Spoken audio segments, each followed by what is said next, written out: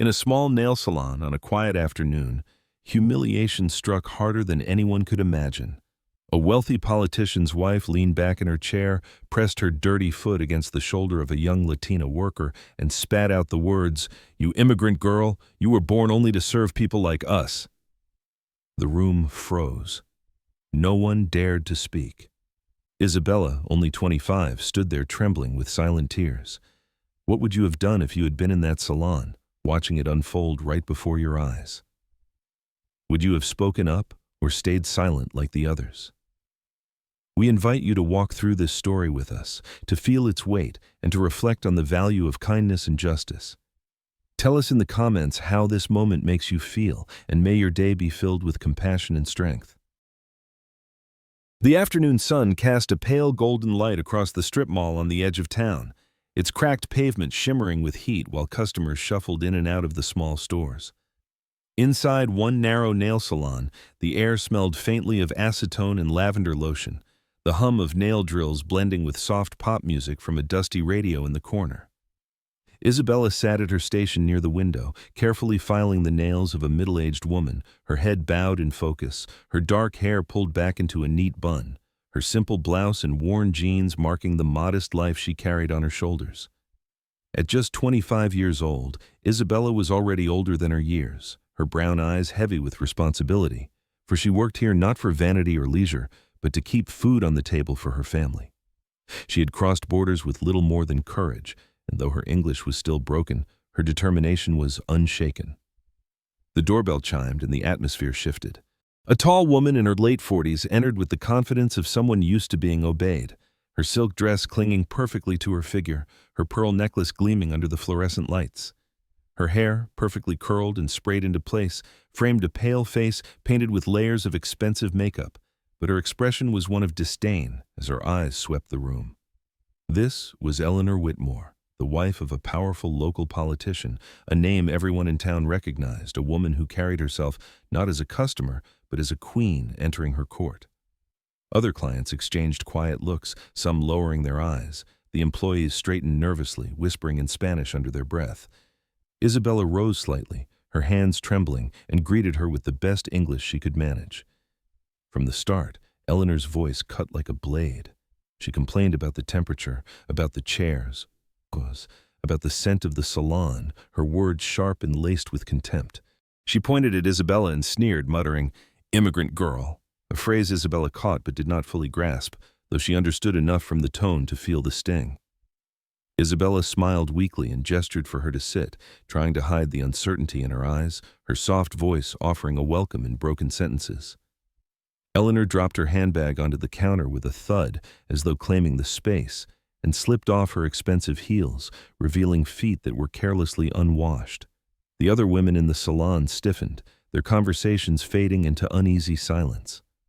As Isabella began her work, Eleanor grew louder, mocking her accent, questioning her ability, making remarks that hovered between insult and humiliation.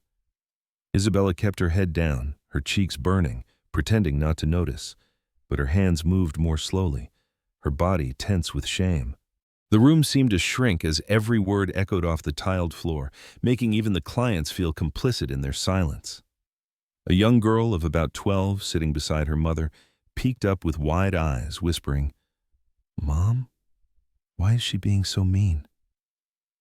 The mother hushed her quickly, afraid of drawing attention, but her face betrayed discomfort. Isabella swallowed hard, her lips pressed together, determined to endure. Then came the moment that shattered the fragile air. Eleanor leaned back in her chair, her eyes narrowing as if she had discovered a new way to display her dominance. Without warning, she lifted one leg and pressed her dirty foot squarely onto Isabella's shoulder, forcing her downward as though she were less than human.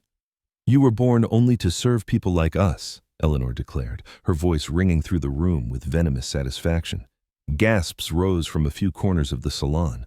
One woman dropped her phone onto the counter, stunned at the audacity of the act. Isabella froze, her breath catching in her throat, every muscle stiff as the weight of humiliation crushed her chest. For a heartbeat, the salon was silent.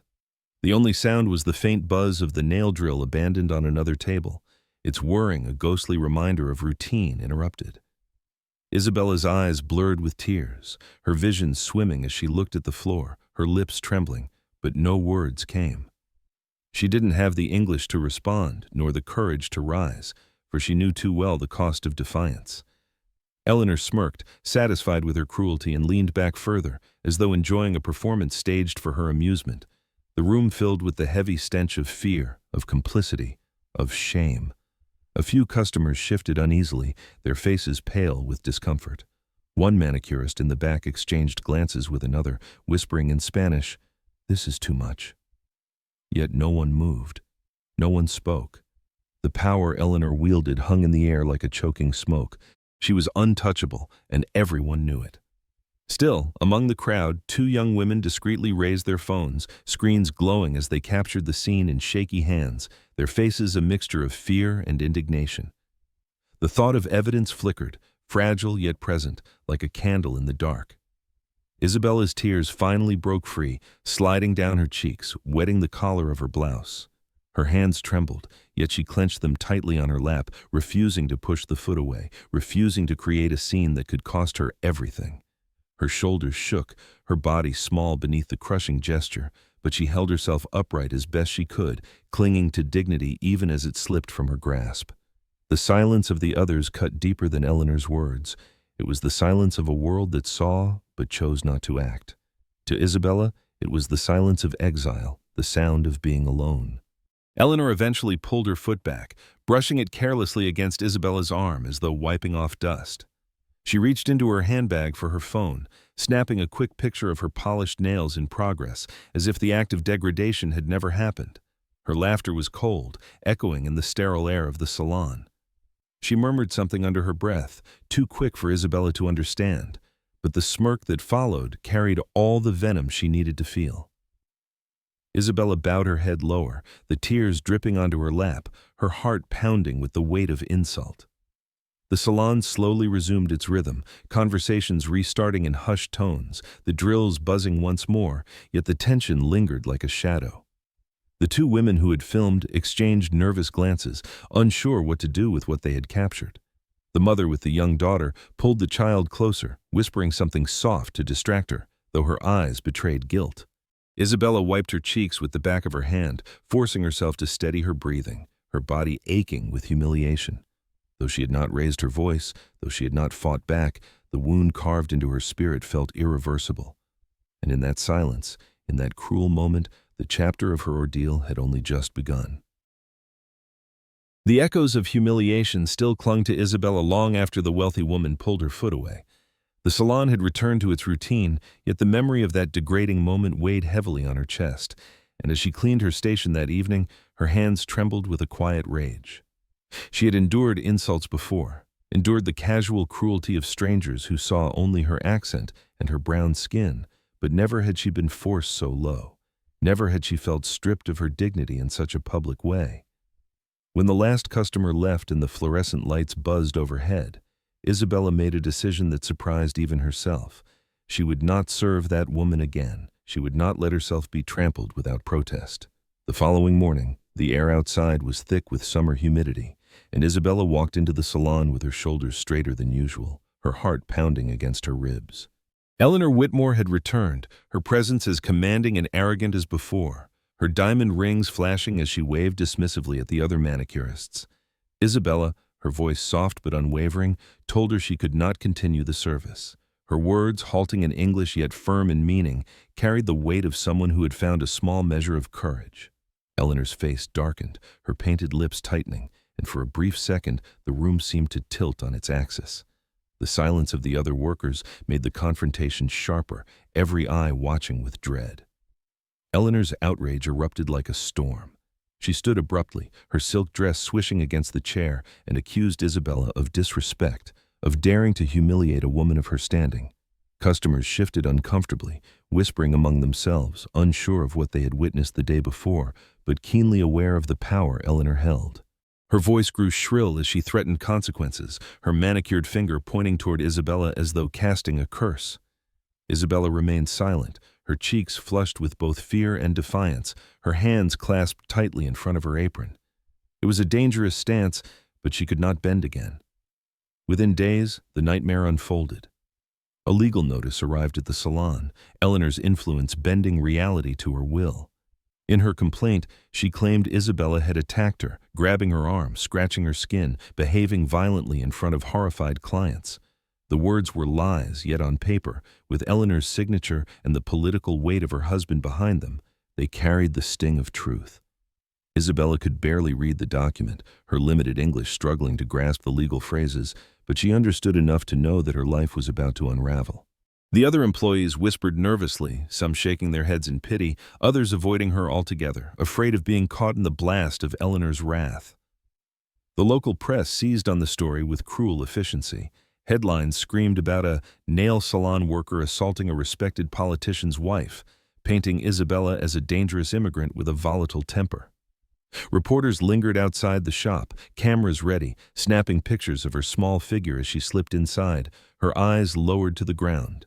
Neighbors she once greeted in passing now looked away, some whispering, some crossing the street to avoid her. The portrait being drawn of her in the public eye was a grotesque distortion. She was no longer the hard-working young woman who sent money to her mother back home, but a caricature of menace, a foreign threat in a town that thrived on appearances. Mr. Tran, the owner of the salon, was a man in his 50s with thinning black hair and deep lines carved into his forehead from years of worry. He had built the salon slowly, penny by penny, catering to women who demanded low prices but quick service, and though he sympathized with Isabella, fear etched deeper into his tired eyes each day the scandal grew. At first, he told her to take a short leave, saying it was for her own good, that the storm would pass and she could return quietly. Isabella clung to this fragile hope, waiting at home for a call that never came. Her small apartment, with its peeling paint and rattling window, felt more like a cage with each day that passed. But when the salon's business began to suffer, when clients whispered and appointments were canceled, Mr. Tran made his choice. He called Isabella into his cramped office, the smell of strong coffee hanging in the air, and with a heavy sigh, he told her she could no longer work there. His words stumbled with regret, but his tone left no room for negotiation. He was terrified of losing his livelihood, and Isabella was the sacrifice. Her apron, folded neatly on the desk, seemed to symbolize not just the end of her job, but the end of the life she had fought to build. She left the salon with her hands empty and her spirit fractured. The days blurred together in a haze of despair. Isabella scoured bulletin boards for work, but each attempt ended in rejection, the shadow of the accusations chasing her like a curse. Some employers had seen the news, others simply looked at her hesitant English and shook their heads. She returned home to her apartment with aching feet and an emptiness in her stomach, often skipping meals to save what little money she had. At night, she lay awake, staring at the cracked ceiling, haunted by the thought that Eleanor's power might not stop at her reputation, that she could be deported, torn away from the country she had tried so hard to make her home. The weight of shame was unbearable. On the streets, Isabella felt eyes following her, strangers recognizing her from the distorted news articles. Children at the bus stop giggled when she passed, repeating words they had heard from their parents. Even in the small church she sometimes attended, whispers floated behind her back, pity mingling with suspicion. She was no longer simply Isabella. She was the immigrant girl who had dared to cross a line, branded as dangerous, stripped of innocence in the court of public opinion. Each day that passed felt like a tightening noose. By the end of the month, Isabella stood at the window of her apartment, watching cars rush past on the busy street below, her reflection pale against the glass. Her job was gone, her name was stained, her future uncertain. The threat of deportation loomed over her like a storm cloud ready to burst, and she felt powerless to stop it. The courage she had found in the salon now seemed like a distant spark swallowed by darkness. Yet beneath the despair, a fragile ember still smoldered, waiting for the moment when fate might shift, when someone might remember that even in her silence and tears, Isabella had been the one wronged. The nights grew longer for Isabella, her small apartment dark except for the dim light of a single lamp that flickered as though it, too, were struggling to survive. She sat hunched on the couch, the legal notice still lying on the table like an open wound, her hands folded in her lap as though she could keep herself from falling apart. Hunger gnawed at her stomach, but worse was the ache of loneliness, the crushing sense that the world had turned against her, branding her as something she was not. The silence was unbearable, broken only by the sound of traffic outside and the occasional drip from the leaky faucet in the kitchen. Isabella pressed her palms against her face, fighting back tears, her spirit frayed to the edge. It was in this heavy stillness that a memory stirred. She closed her eyes and the memory pulled her back to a day years ago, inside the same nail salon before it had become a place of nightmares. The air had smelled of fresh polish and warm towels, the room filled with the laughter of women gossiping while Isabella worked quietly at her station. A sudden cry had pierced the moment, the sound of a young girl's body collapsing to the floor. Anna, a child no more than 8, had fallen into violent convulsions, her pale skin turning blue as panic erupted in the salon. Mothers clutched their children close, others froze in terror, but Isabella had moved instinctively. Though her English was poor, she knew the language of emergency. Clear the space, tilt the head, keep the airway open. With trembling hands but steady resolve, she had held Anna's small body until the seizure passed, whispering comfort in Spanish that the girl could not understand but somehow felt. She remembered the frantic arrival of Anna's father, David Brown, rushing through the door in his worn work clothes, his eyes wide with fear. He had knelt beside his daughter, clutching her hand, tears streaming down his face, while Isabella explained with gestures what had happened. He had looked at her then, really looked, his gratitude unspoken but shining through the lines of exhaustion on his dark face. At the time, he had been just another struggling father, a clerk in a law office, scraping by with long hours and little recognition. Yet in that moment, Isabella had seen the depth of his love and the raw relief of a man whose child had been saved by a stranger's courage. That memory, tender and fragile, was now her only warmth in the cold void of despair. The vibration of her phone startled her back to the present. On the cracked screen, a notification glowed with a name she had not expected to see. David Brown. Her hands shook as she opened the message, her eyes scanning the simple words written with clarity and weight. He had seen the news, the distorted articles painting her as a violent immigrant, and he had recognized her face, the same woman who once cradled his child through a storm. He wrote that he had never forgotten what she had done, that Anna was alive because of her calm and courage, and now, years later, it was his turn to stand for her. Isabella blinked in disbelief, her tears blurring the words, her heart pounding with something she had not felt in weeks: hope. David Brown was no longer the weary clerk she had once met. Over the years, he had climbed through the ranks of the legal world, his sharp mind and relentless work ethic carving a reputation that commanded respect. He was now a respected civil rights attorney, a man in his early 40s with a strong build and eyes that held both wisdom and fire. His short cropped hair framed a face lined not with wealth, but with the battles he had fought for those who had no voice. He was known in the community as a defender of the marginalized, a man unafraid to challenge the powerful, and when he spoke, people listened. His tailored suit was less a mark of vanity than a symbol of survival, each thread woven by years of perseverance. The next day, as gray clouds gathered over the city, there was a knock at Isabella's door. She opened it hesitantly, her body tense, and there he stood. David, the same man she remembered, yet stronger, more assured, carrying himself with quiet authority. In his hand was a leather briefcase, worn at the edges, and in his eyes was the same gratitude she had seen all those years ago. "You saved my daughter," his presence seemed to say, though his words were calm and deliberate. Isabella, overcome with emotion, could only whisper his name, her voice cracking with disbelief. For a moment, the weight of her suffering lifted, replaced by the astonishing reality that she was not alone. They sat together in the small apartment, the hum of traffic outside mixing with the low rumble of David's voice as he explained what he intended to do. He spoke of the injustice of the case, of how Eleanor Whitmore's influence had bent the system, but also of how truth could still prevail if fought with courage and strategy. Isabella listened, her hands clasped tightly, her English struggling to keep pace with his eloquence, yet her heart understood every beat of his promise. He was not there out of charity or obligation. He was there because he believed in her, because her act of kindness years ago had planted a seed that had grown into this moment. David's eyes softened when he spoke of Anna, now a teenager, healthy and strong, who still remembered the gentle woman who had held her during the darkest moment of her childhood. Isabella pictured her, taller now, her hair longer, but with the same innocent eyes, and felt a swell of warmth. It was as if life itself had conspired to remind her that good deeds were not lost in the tide of cruelty, that kindness had a way of circling back when least expected. For the first time since her nightmare began, Isabella felt the faint stirring of justice breathing at her side. As the evening wore on, David leaned forward, his voice steady, his words deliberate. He told her he would take her case, that he would stand beside her in court, that he would not let the lies destroy her. His conviction was a shield, his promise a rope pulling her out of the abyss.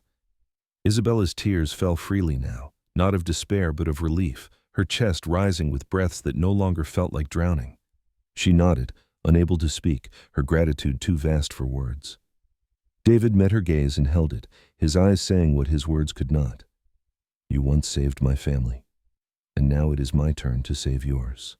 The night closed in around them, the rain tapping gently against the window, but inside the small apartment, a new light glowed.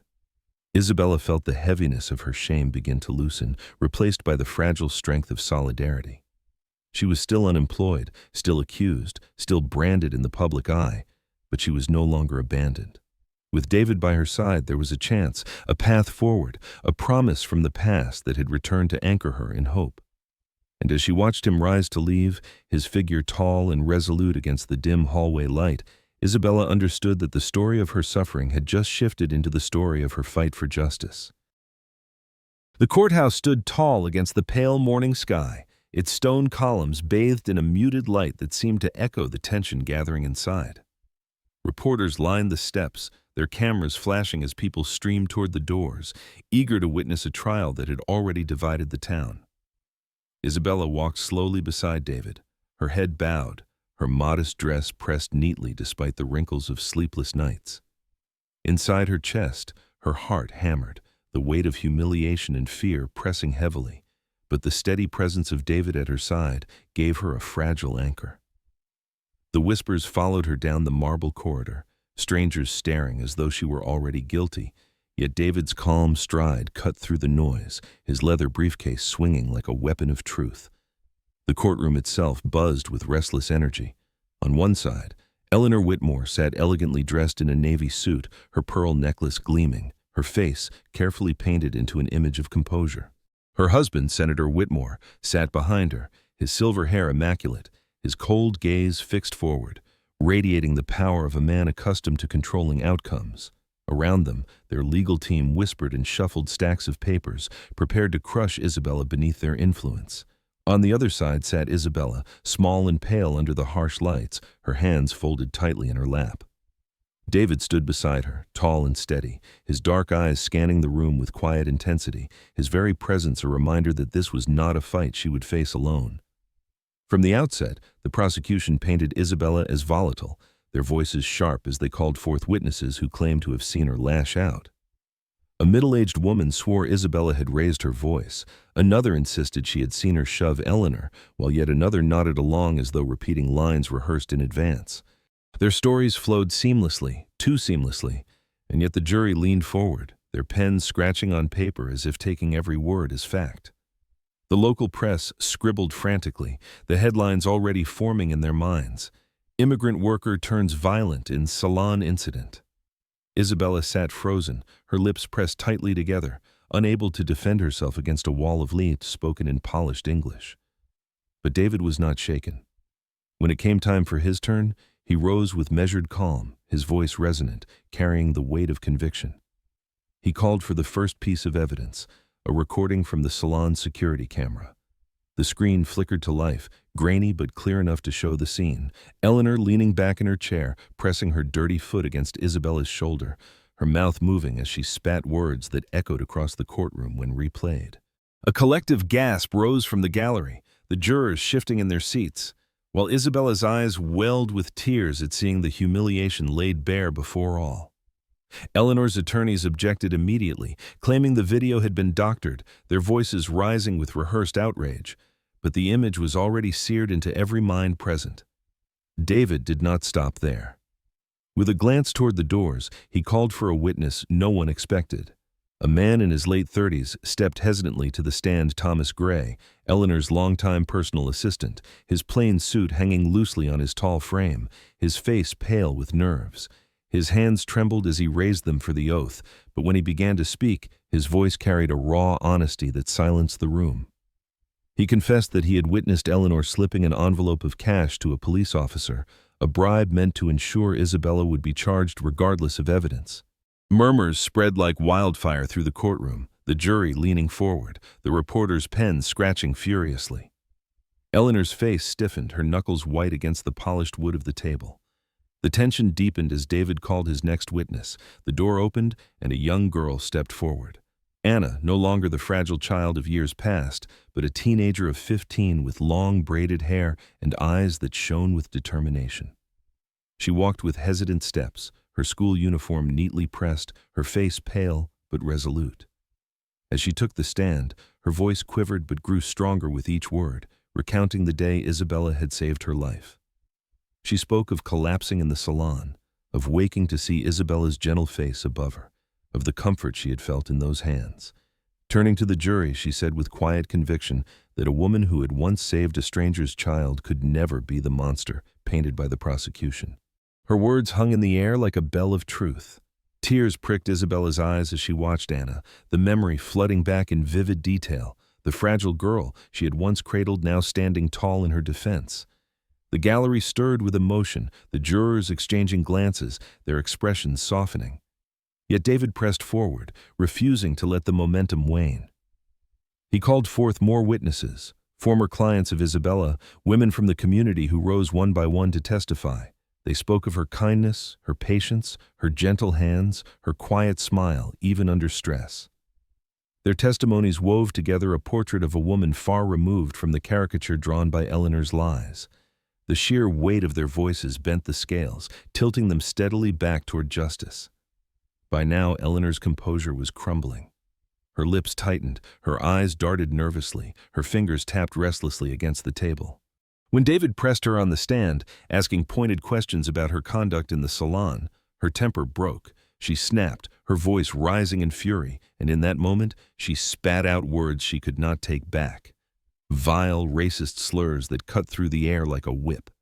The courtroom erupted in shock, reporters leaping to capture every syllable, the jurors staring in disbelief. Eleanor's attorneys buried their faces in their hands, knowing the damage was irreversible. Her mask had slipped, and the truth of her character lay exposed before the world. The judge pounded the gavel for order, but the tide had already turned. The whispers in the gallery swelled into open condemnation, the reporters rushing to file stories that would ripple far beyond the courthouse walls. Senator Whitmore's face turned ashen, his career unraveling in the span of seconds as his wife's words reverberated in the court of public opinion. Isabella sat frozen, her tears flowing freely now, but these were not the tears of humiliation. They were tears of relief, of vindication, of a dignity finally restored. She clasped David's hand, her trembling fingers gripping the anchor that had guided her through the storm. When the verdict was finally read, the air held a silence so deep it felt like the world itself was listening. The jury declared Isabella innocent of all charges, their voices steady, their decision echoing the truth that had fought its way into the light. The judge's gavel struck, sealing the outcome, and for the first time in weeks, Isabella allowed herself to breathe. The courtroom erupted in a mix of cheers and sobs, reporters rushing out to spread the news. Isabella closed her eyes, her chest rising with a breath that tasted of freedom. She was no longer the immigrant girl branded as guilty. She was a woman vindicated, her honor restored, her truth finally heard. The verdict still echoed in Isabella's ears as the gavel struck for the final time, its sharp crack sealing her freedom and shattering the chains of shame that had bound her for weeks. In the courthouse hallway, reporters swarmed with microphones, but the center of their attention had shifted. No longer was Isabella the villain in whispered headlines. Now, the story belonged to Eleanor Whitmore, whose venomous words had been heard by the world. Cameras flashed in her pale face as she and her husband rushed through the crowd, their once commanding presence reduced to shadows fleeing the light. Isabella stood quietly beside David, her hands trembling not from fear, but from the overwhelming relief of justice reclaimed. The days that followed painted a reversal unlike anything the town had seen. Newspapers that once branded Isabella a threat now ran bold headlines exposing corruption and cruelty in the Whitmore household. Talk shows replayed the trial footage, commentators denouncing Eleanor's slurs, audiences shaking their heads at the arrogance of privilege unmasked. On the steps of City Hall, Eleanor herself was forced to stand before cameras, her voice brittle as she delivered a public apology, reading from a paper she barely believed in, her hands shaking as boos and jeers rippled through the gathered crowd. Behind her, Senator Whitmore's career crumbled in real time, his campaign donors retreating, his approval sinking like a stone. The empire of power they had built collapsed under the weight of their own cruelty. For Isabella, the shift was almost surreal. Strangers who once crossed the street to avoid her now offered quiet words of support, some pressing folded bills into her hand, others leaving envelopes at her apartment door with notes that read, "We believe in you," or "Thank you for standing strong." A local church organized a fundraiser in her name, filling baskets with coins and small bills. Every contribution a testament that her community, once silent, had found its voice. Online, her story spread beyond the town, drawing messages from distant places, people who saw in her not an immigrant scapegoat, but a symbol of resilience and dignity. Slowly, the darkness that had suffocated her life began to lift. David remained close, guiding her through the maze of legal documents that would clear her name permanently. His calm explanations cut through the storm of bureaucracy, his steady presence reminding her of the debt he still felt, though Isabella insisted that saving Anna had never been a debt to be repaid. Yet he worked tirelessly, ensuring every paper was filed, every signature secured. And when the question arose of how Isabella might rebuild her life, he offered not only advice, but a vision. Together with community donations, he arranged the legal groundwork for something Isabella had only dreamed of: her own nail salon, a place that would belong to her alone, free of chains to exploitative owners or the whims of cruel customers. The months passed with the rhythm of construction and preparation. An empty storefront on the corner of Main Street was transformed piece by piece, fresh paint covering old cracks, new chairs lined up neatly, the faint smell of polish already seeping into the walls. Isabella worked alongside volunteers who donated their time, students painting trim, an elderly carpenter repairing the counters, neighbors sweeping the sidewalk with pride. Every brushstroke felt like a stitch healing the wounds of the past, every nail driven into the wall, a small act of defiance against the humiliation she had endured. At night, Isabella would walk through the unfinished shop, touching each table gently, imagining the laughter of future customers, the warmth of a space free of cruelty. When the day of the grand opening arrived, the town buzzed with anticipation. The sky was a bright blue, the kind that seemed to promise renewal, and balloons bobbed gently in the breeze outside the new shop.